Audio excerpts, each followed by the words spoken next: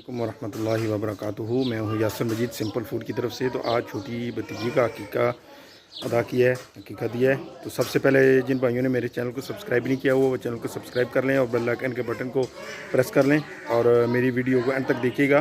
Video अच्छी लगे तो लाइक और कमेंट्स लाजमी कीजिएगा।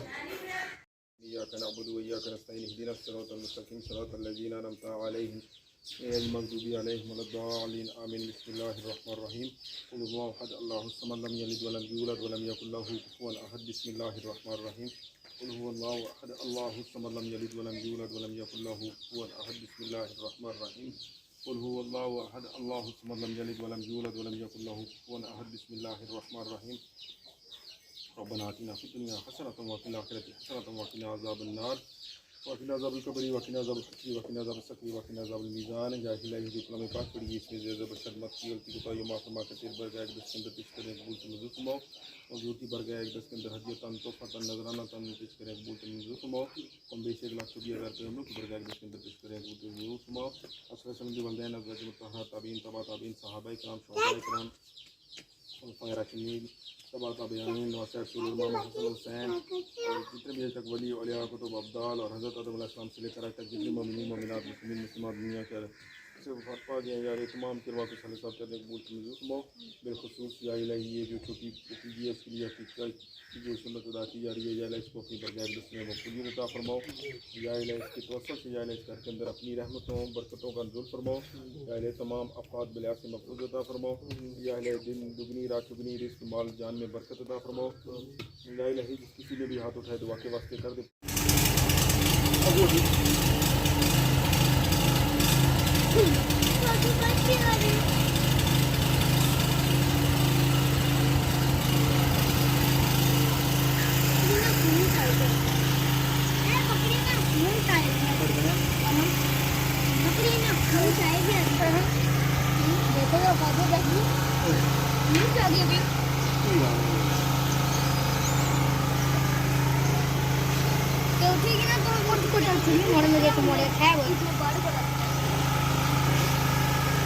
मेरे पापा तो चाय भी लेते हैं। सही बात पर क्या हुआ है? सुनना पड़ा खुली है इधर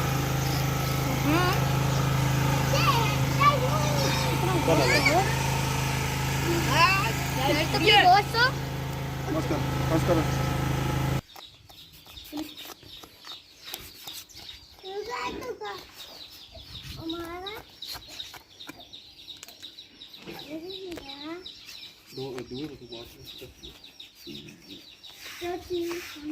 क्या कर लिया? गाय दिखा कर दिया।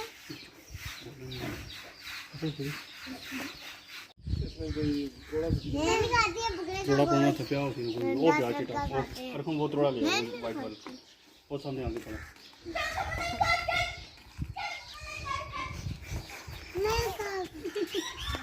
क्या क्या हो यार अपनी बड़ी बड़ी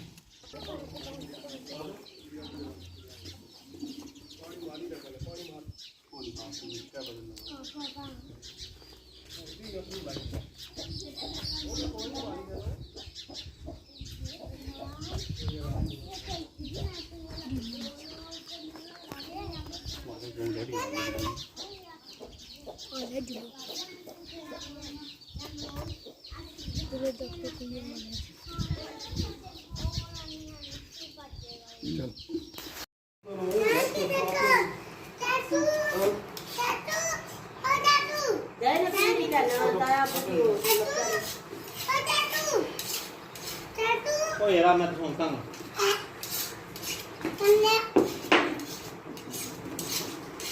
कितने प्यार ना जी तीन चार तो हम भी बात देखना तो जो हमारे को भी बात देखना करो ठीक है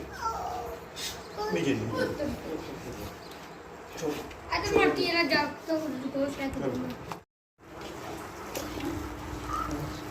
इसकी तेज करो इसकी तेज करिए ना बोले उधर तक आला है वालों में भी बोले ना चलो जी ये भी सटे दो मजे दो ना ना वो भी ठीक है बना है वो काफी हाँ ਜੀ ਉਹਨੂੰ ਹੱਥ ਲਾ ਪੂਰਾ ਪਤਾ ਬਾਹਰ ਕਮਰੇ ਕੋਲ ਪਿਆ ਵੀ ਨਹੀਂ